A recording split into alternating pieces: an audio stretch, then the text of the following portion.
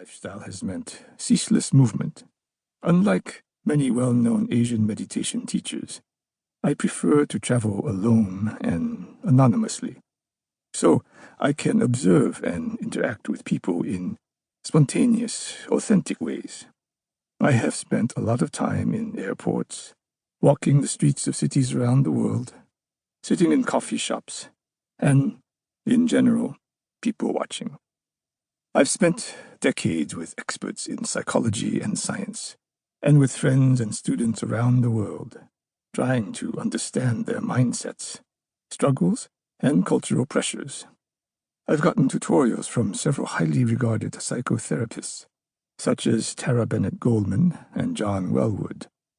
With Tara, Daniel Goleman's wife, we explored many psychological themes, particularly common dysfunctional emotional patterns, such as feelings of emotional deprivation and fear of abandonment, which she has written about in her book, Emotional Alchemy, and elsewhere.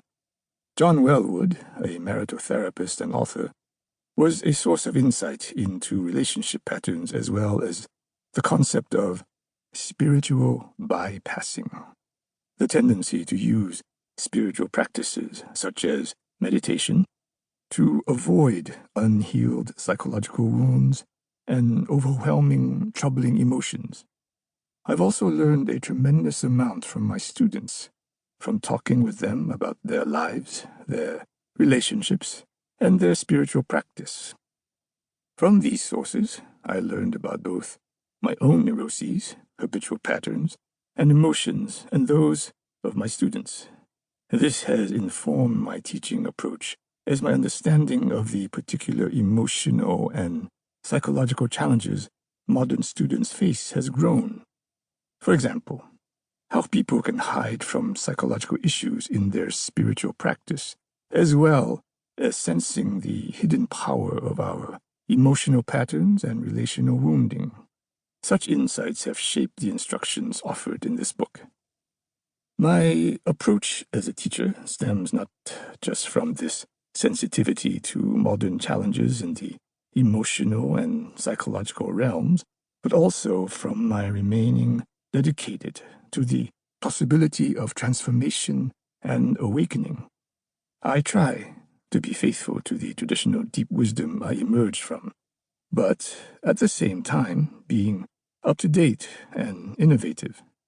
This means trying to be open and frank in direct interaction with students, while addressing many levels of their tightness, wounding, and confusion at the same time. When I first started teaching, I used a more traditional style, focusing on theory and emphasizing fine distinctions from traditional texts. Most students were well educated, intellectually grasping the meaning and asking sharp questions. I thought, wow, these people are really smart. They should make quick progress. But after a decade or more, something wasn't feeling quite right. Students were getting it up in their heads, but seemed stuck in the same emotional and energetic habit patterns year after year. This stuckness prevented them from progressing in their meditation practice. I began to question whether the approach treasured so much by my tradition was actually touching students in the way intended.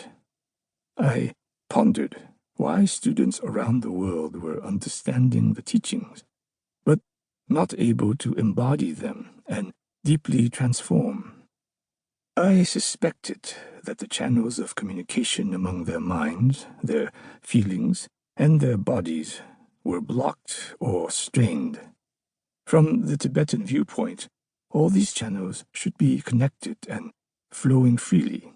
Yet, I saw that my students couldn't integrate the understanding their intellects were capable of, because they couldn't digest them at the level of the body and feelings. This led me to change how I teach meditation. Now, I focus first and foremost on healing and opening the channel between the mind and the feeling world to prepare the students.